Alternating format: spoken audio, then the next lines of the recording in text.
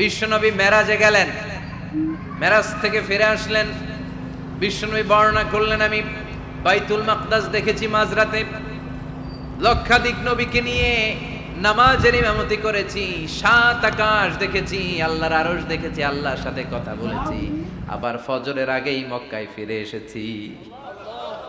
সবাইকে খাইছে খাইছে, মুহাম্মদের মাথার তার ছিঁড়ে গেছে, নাউজুবিল্লাহ পড়ে। আবু জাহেল, উতবা, সাইবা সবাই মিলে একটা সুযোগ পেল, বলল এতদিন আমরা আবু বকররে বুঝাইতে পারি না, আজকে মুহাম্মদ যে গাঞ্জাখুরি কথা বলে এটা বললে আবু বকররে আমাদের দলে নিয়ে আসা যাবে। সবাই সাইয়েদনা আবু বকরের কাছে যায়, যে বলে আবু বকর জানো নাকি তোমার নবী নতুন কথা আমদানি করেছে? কি বলেছে আমার নবী? তোমার নবী বলে মাঝরাতে বাইতুল মাকদাস গিয়েছে। বাইতুল মাকদাসে তখন দ্রুতগামী ঘোড়া দিয়ে ছুটলেও যেতে লাগে 15 দিন। অ্যাবাউট টার্ন কাম ব্যাক, ফিরে আসতে আরো 15 দিন, মোট কয় দিন? 1 মাস।